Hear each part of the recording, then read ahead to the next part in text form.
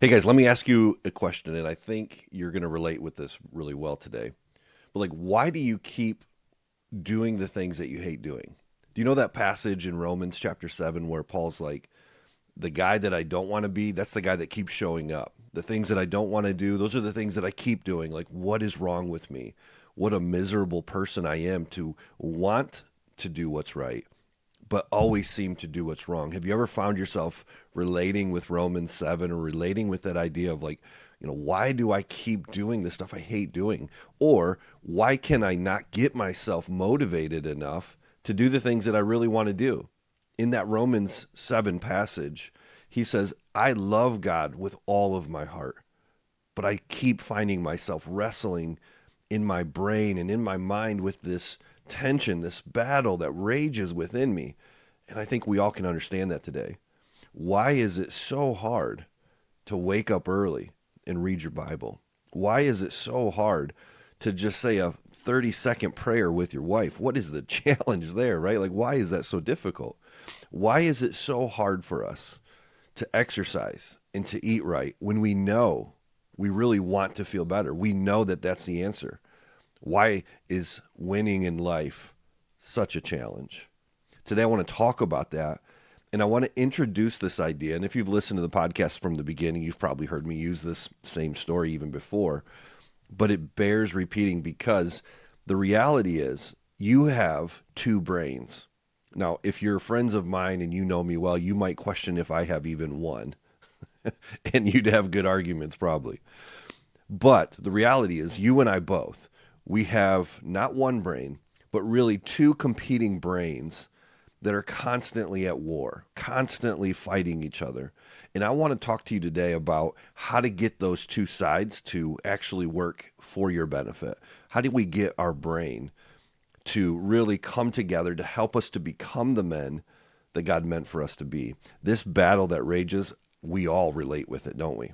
You understand that passage in Romans 7, you're probably like, dude, that is my life passage. Like that speaks to me so well. In this battle that we're here for, that is really what Get in the Fight is all about. That's what this podcast is all about. Practical discipleship training to help Christian men to live more like Jesus, to be the better husband, the better father, the better follower of Christ, the better man, the man that you want to be, the man that is struggling to go, what is the deal between this want in me to do what's right and this battle that keeps me from winning? This is really the whole crux of this ministry, but also just our lives, isn't it? Like we realize that this is a battle. And so I want to help you to understand what's happening in your brain and then give you three ideas that come from a psychologist and author named Jonathan Haidt. We're going to use his ideas here to match with what God in his word has already shown us way before Jonathan gave some more practical pointers to it. But God has always said, look, this is the battlefield. The brain, the mind is the battlefield. So I feel like the more we understand how this is, like what this battle is about, what God has created our minds like, we can use what we understand from these things to better live out the purposes that God has for us. So, by the way, quick side note, go to getinthefight.club and learn more about our Training for Change program. If you're a Christian man that's like, man, just tell me how. Like, I want to be better. I resonate with Romans 7. I'm that guy that's like, I know I should read more, pray with my wife, eat better. But man, I just struggle to do it. Just tell me how. Go to getinthefight.club. Training for Change is the program for you. There's some other specific things that we train and teach on, courses, coaching, community. It's all there. But go look at that right now at getinthefight.club if you want more help. All right. Think about a time that, again, you knew you should do something.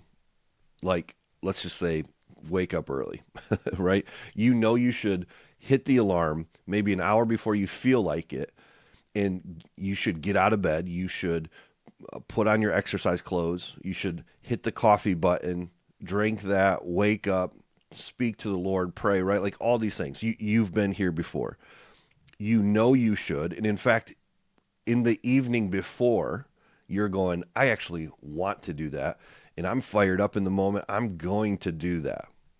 And then what happens, right? And then all of a sudden that alarm goes off at 4:55 You had made a commitment the night before that you're going to wake up. You actually want to get up, right? In the evening before this, you want to get up. You're like, I'm ready to do this. And then the alarm goes off, and what happens? This is the battlefield here, right?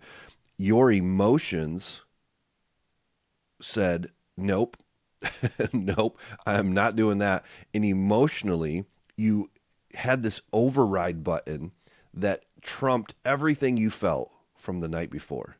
Can you relate with that? Like, man, I relate with that. It's like emotionally, there's something that is preventing you from doing what you know you should do rationally, right? And that is what's happening here. And the end result, the point of this to me is this. It's not so much about understanding the brain. It's about understanding the calling that we have on our lives. You and I have been called to be disciples. What does that mean? Jesus had said before he ascended back into heaven, go into all the world and make disciples.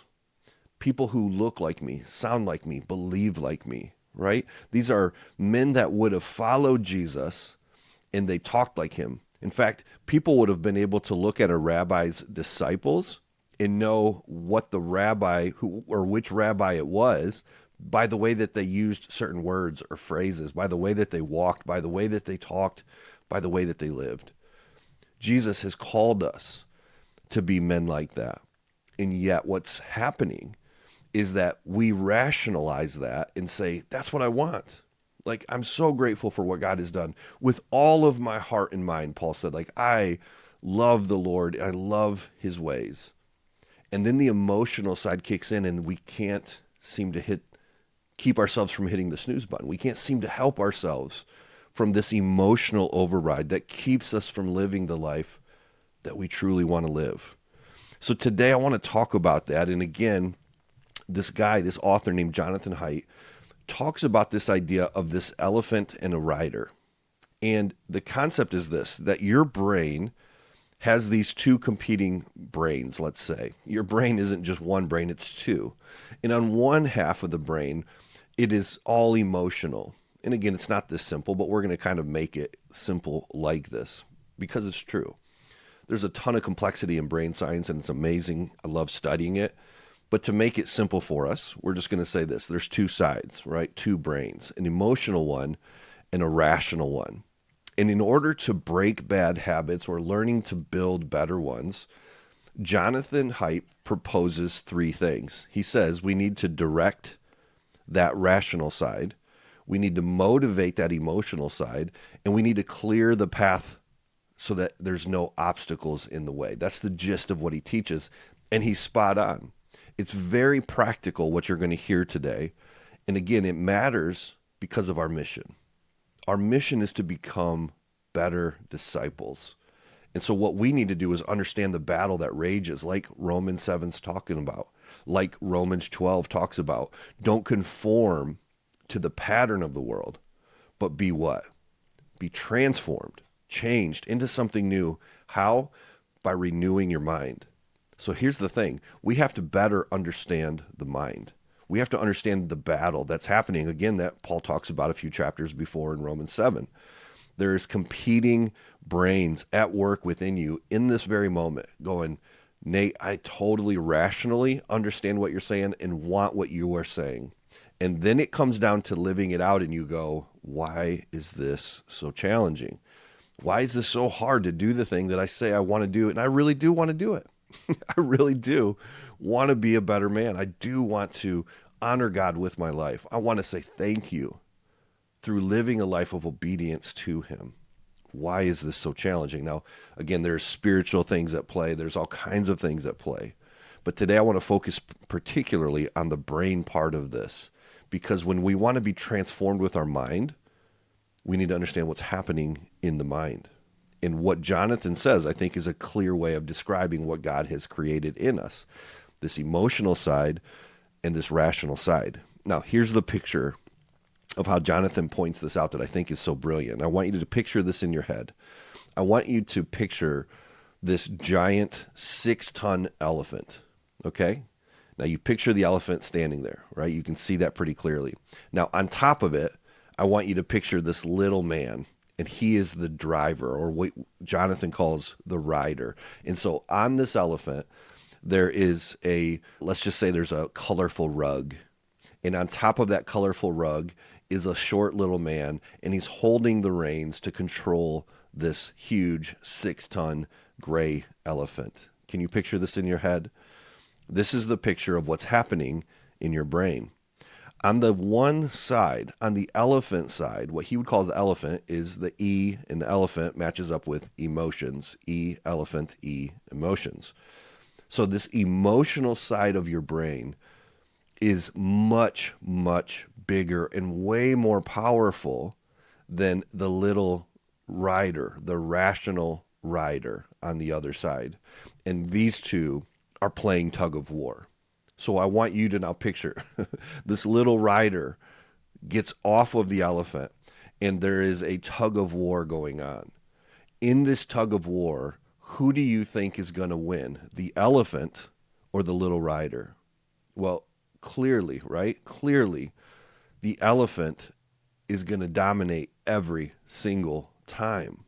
Now, there are things that the rational rider can do, but if it's purely muscle against muscle, you'll get whooped by the emotional side every single time, right? The emotional side of your brain is based on feelings, impulses, and cravings. The rational side is built on thinking, planning, and reason. And just compare those two things. Which one is stronger in you? The impulses, the sexual impulses, the eating impulses, the drinking impulses, the impulse and drive for dopamine and pleasure and fun, or the rational side of you that says, I probably shouldn't do that stuff, or let's have a plan for tomorrow. Which of those is stronger? Well, it's way, way stronger to be driven by impulse and craving and emotions and feelings. And this is the battle that's being drawn in your head. This is what's happening every single day unconsciously in your head. You don't even realize consciously, oh, there's a battle between these two. Let me figure it out. No, that you don't even think through this. But this is why transforming your mind, Romans 12:2, is so critical. This is where the battle line is drawn. Godly men who recognize what's happening in the brain are better able to go, oh, I see it. I know what's happening. This huge elephant is trying to pull me in, and I'm not giving any direction to it at all. I need to get back in control. How do I do that? That's what we're talking about today.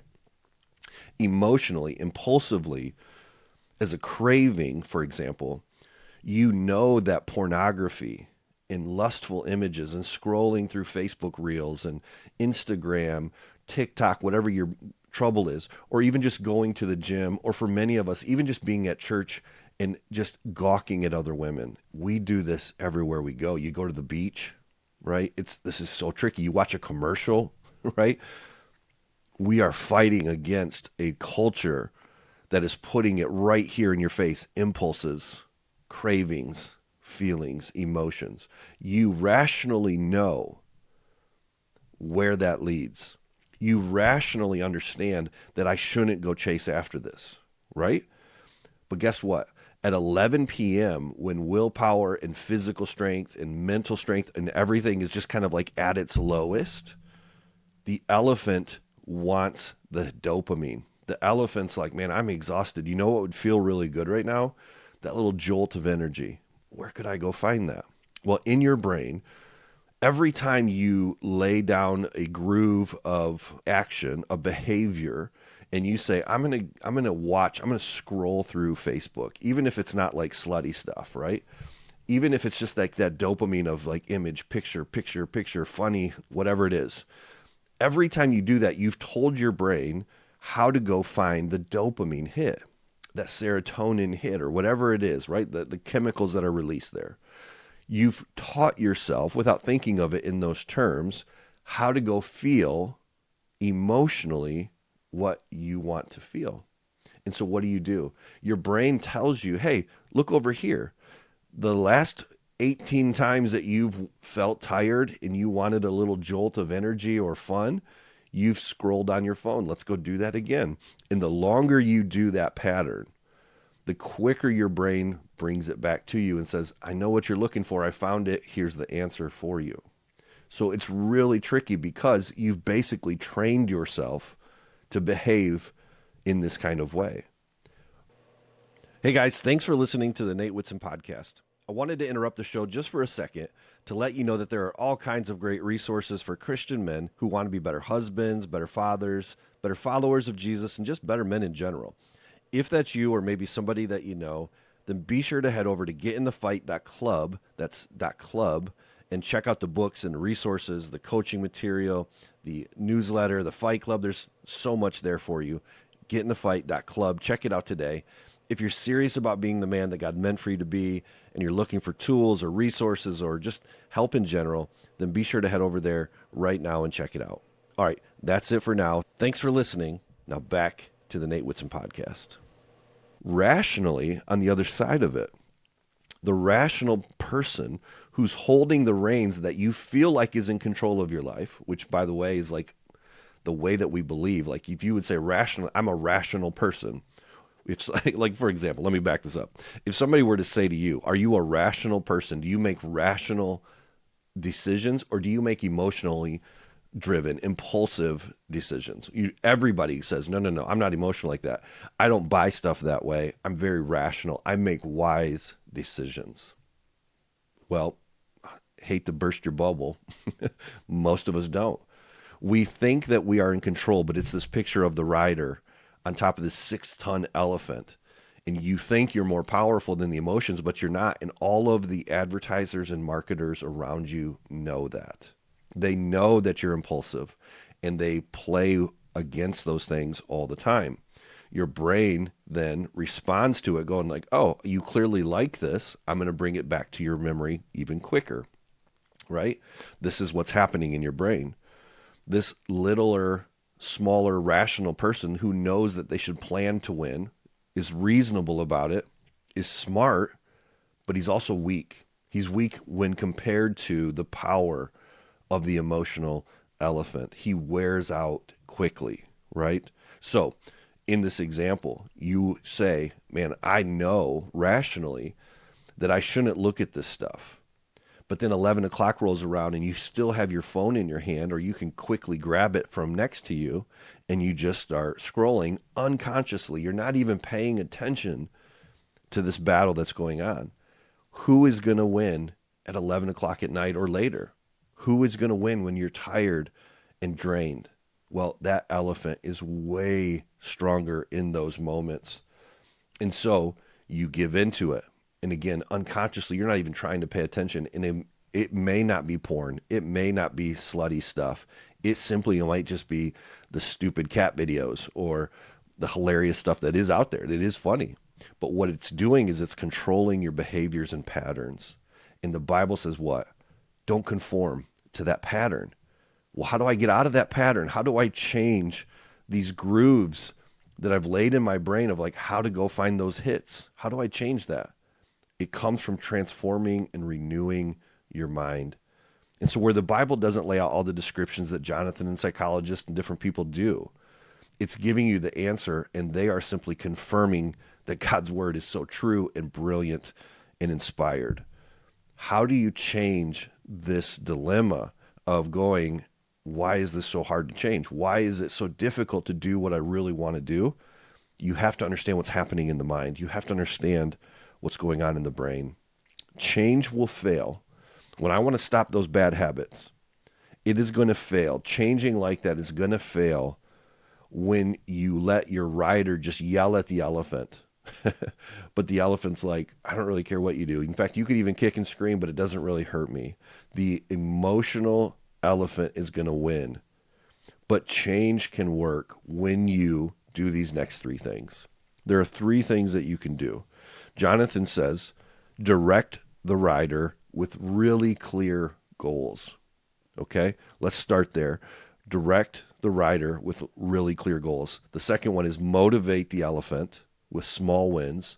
And then the third thing is to shape your path with easy systems.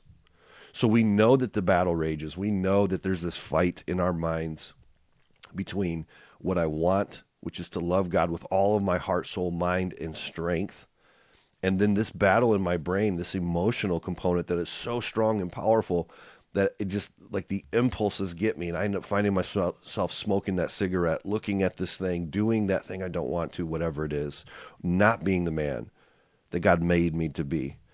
So we need to do these three things: direct, motivate, and shape. Let's talk about the first one here. Direct the rider. Now, again, the rider is that rational side of you. And so to direct a rational rider, you need to be very clear. Very clear. The rational rider needs a clear plan of how you're going to lead this emotional elephant. For Christian men, this simply means simple, faith-driven goals like the Start Super Small system that I teach. It really is about clear, direct plans. In fact, let me just give you just a really simple way of thinking through this. If you will tell yourself what you want to do, when exactly you'll do it, and where you'll do it, those are clear directions to a rational brain. Now, that is going to look like this. I'm going to write my wife a little love note on a sticky pad.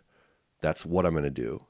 When will I do it? Right after I finish my Bible study at 7 a.m. And where will I do it? I'm going to set it out on the counter and I'll write it there. What am I going to do? When exactly will I do it? And where? I need to exercise better. Okay, what, when, and where? Give direct, clear instructions and you will win more often. This is the whole point. This is not like rocket science. This isn't crazy, right? What is it that you want to do? I want to exercise. Cool.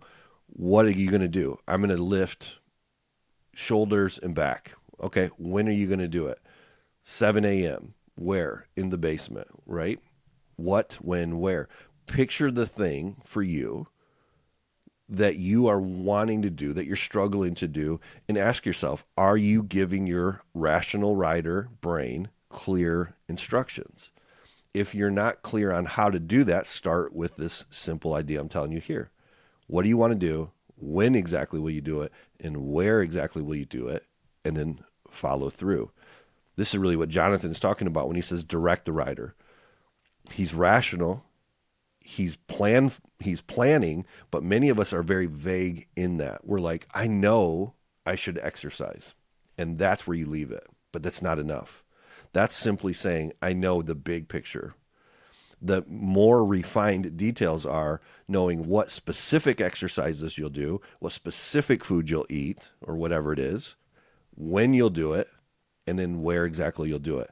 Those three components, I'm telling you, if you'll just take that from this conversation today, you will start to win at life way more often. So the three things: number one, direct the rider with really clear goals. Number two, motivate that emotional elephant. How do you do that? Well, you do it by keeping things small. You want to have small wins that feel good emotionally. Now, again, we all think we're rational beings, but the reality is we're really driven by impulse and cravings. So let's use that to our advantage. Jonathan would explain that the elephant needs emotional rewards in order to move. It's kind of like give the elephant a cookie, right? Well, what are the cookies or the emotional rewards that move that elephant in your brain and in your life? When you have small successes that feel good, your brain goes, oh, I like that. That was awesome, right? Like when there's that dopamine hit, that jolt of like, oh, feel good. That felt great, right? When there's the serotonin and the dopamine, all these chemical reactions. When you get that, your brain goes, that cookie was awesome. I'd like another one, right? So small successes, sometimes it comes from avoiding bad things. And when you avoid that bad thing, it feels good to you because you go, you know what? I just did the right thing. Even though it was really challenging, your brain goes, oh, that felt really good. Maybe we should do that again. Let's avoid that next time in order to get that cookie, right? When you read your Bible and you go, man, that felt really good to do that thing that I've been saying I want to do. I know I want to do it. I've been putting it off. And when I read that, man, that felt really good. Your brain goes, that cookie felt good. It was emotional. And what you don't realize, and here's why I want to slow this down for you.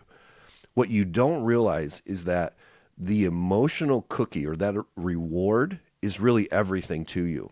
When your brain goes, that felt good, it's going to come back and remember that because it wants that emotional feeling all the time. So how can we do this like more strategically? What I teach in my system is this. After you have a small win, and again, sometimes that small win is doing the right things, or sometimes the small win is not doing bad things. But when you do that, you can actually give your brain that emotional jolt or cookie by simple things. It might just be like, oh, after I do the right thing, I'm going to smile really big, right? I did a cheesy smile on YouTube. If you're not watching, you miss the stupid smile. But a smile that makes you kind of like laugh because it's kind of goofy actually tells your brain like that was kind of fun, right? It might be something like, after I do the right thing or after I avoid doing the wrong thing, I'm going to give myself a high five. Again, silly, but it's kind of fun. And your brain goes, okay, that was good. That was light. I liked how that felt. I like Napoleon Dynamite. I like the stupidity of that one. And when Kip goes, yes, and he does the yes thing, if you're familiar with the movie, you'll know. Sometimes after I do something that I want, I immediately just go like, yes, and I kind of I laugh at myself. It's stupid, but it is an emotional reward that my brain goes, that was kind of fun. We're having fun here. Let's do more of that. I know some people will like actually picture fireworks going off, right? Or there'll be a song that plays in the background of their head, like, Eye the Tiger or something like that. But you are just purposefully building in cookies. You're purposefully doing right things or avoiding bad things and rewarding yourself emotionally. And when you do that, this is the whole point. When you do that, you're motivating that emotional part of your brain to want more of that good thing. That's the whole point. So the first step was directing the rider rationally, right? Making it clear. Don't be vague. Be very clear. What am I going to do exactly? When will I do it exactly? Where will I do it exactly? And then motivate the elephant by giving it a cookie, that emotional feel-good like emotion that comes with that immediately when you're done.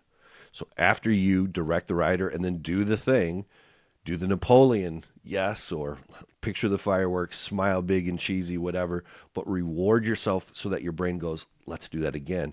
It's going to, the more you lay that groove, it's like laying it down. Every time you do the right thing, it lays it down where your brain's like, oh, I see where we're going here. Let's keep doing that, right? This is how you start to change and win. The last thing was that Jonathan said was to shape your path. Shape your path. Now there's 3 paths or environments that we talk about in the Training for Change program that I created, and that's basic stuff, right? But think about this. It's digital environments, it's physical environments, and it's relational environments. And what I teach people, and what Jonathan is saying the same thing as, is that you want to be purposeful in those areas. So like, for example, if I know I want to get up and exercise, and it's just been a challenge for me to get up and do it, how do I make that physical environment easier to win? Well, I'm going to put my shoes out the night before with the exercise clothes that I need. I'm going to have my water bottle ready, my pre-exercise energy drink all set for me. Everything is laid out. In fact, there's a great technique. I'd put this in the newsletter that goes out each week. This one came out recently, or actually it's probably about to come out anyways, doesn't matter. The idea is to be your own butler. And I love this concept. A butler is somebody who makes the future self win, right? So you're your own butler. And this is all it really means is what I'm telling you here. Look at your physical environment and how do you make it easier to win? Well, sometimes it's just setting stuff out. Like, for example, one of the things that I do in the mornings, one of my daughters actually makes my coffee and has it preset. I've asked her to do that for me, and she's amazing. Does that lovingly for me every day. So when I wake up and come out, my coffee's already ready. That's a huge win. I literally go over in the same habit. I grab the coffee and I sit down. Well, guess what's there? She has a cup of water there, so I get more water intake in. That was one of my goals. It's sitting right there. It's easy for me to win with water because it's right there. So I sit down, my Bible is open to where I'm going to go for my first Devo. My water is there. The coffee is ready. Do you see what I'm saying? Like, I'm making the physical environment conducive to winning. I'm making it as easy as possible because when I wake up emotionally, I don't have energy yet. I don't feel like going and doing those things. So I'm winning by physically making the path easier. Digitally, you need to do the same thing. That means likely getting rid of distracting apps or apps that are stealing your spiritual life from you, right? I can't have X on there because there's too much junk, even though I like it. And the most part, it's okay. I can't have Facebook on there for the same reason. So I've gotten rid of things digitally that are distracting or a problem for me, and I've added things that are helpful to it. So what do you need to do, more importantly? Look at your digital life, your computer. Maybe it's adding software that keeps accountability to somebody else. Like, oh, wow, hey, what's going on here? I see this alert, right? Maybe it's taking stuff off. Whatever it is, look at your digital life. Maybe it's putting your phone away. After 6 a.m. or 6 p.m., 7 p.m., it goes in a box and it doesn't come out till the next morning. Stuff like that, right? Relationally, same thing. What can you do in your relationships to make it easier to win and harder to lose? So, again, the three things. There's this fight here, right? And we all recognize this battle. This battle is so intense. This brain fight. Right? On the one side, one brain is emotional, like this elephant. One side is rational and planning and logical, but it's much smaller, like this rider who sits on top of this elephant, and he's trying to steer it, but he has no power over this elephant. The only way that he can win is through directing with clear steps. I want to know exactly what I'm going to do, when I'm going to do it, and where I'm going to do it. And I'm going to motivate that emotional, huge elephant to move and want to go where I want it to go by rewarding it immediately for doing good behavior or avoiding bad behavior. And then in order to win more often, I'm simply going to shape strategically and intentionally the digital, physical, and relational aspects of my life so that it's harder to do the wrong and easier to do the right. This is how we win this battle. This is really where, again, Romans 7 is so clear. I want to be a better disciple of Christ. I want to win in my life. Why is it so hard? Their answer is because you have two brains competing against themselves, and Romans 12:2 gives us the answer. Transform and renew your mind. This is how everything changes. But if we don't understand this battle and we don't have clear, practical discipleship training ideas like this, many men are left going, I'm like Paul. I want to win. Tell me how. And that's really what Getting the Fight's about. Practical discipleship training like this to try to help you to be more of the husband and father and follower of Christ and man that God meant for you to be, and truly that you also want to be. So I hope that's been helpful for you today. And if so, maybe just share this with somebody. Be like, hey, this is worth listening to. If you felt like that was true, please do me a favor. Thank me by sharing it with somebody else. That's always super helpful.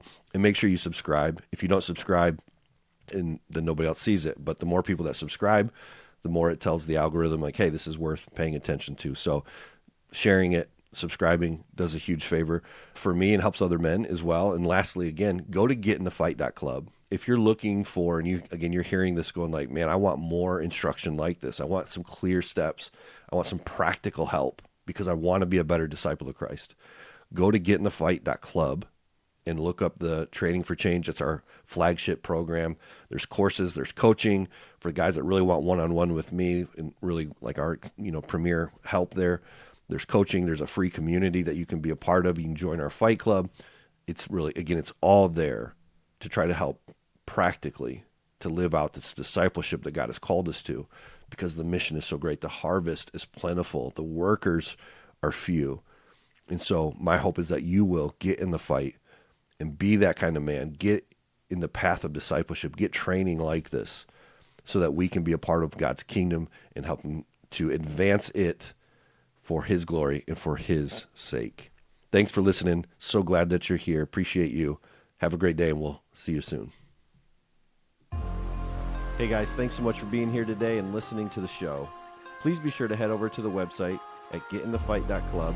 And before you go, if you haven't already, please subscribe, click the like button, and leave us a positive 5-star review. It makes a huge difference whenever you do. Have a great day. Go get in the fight.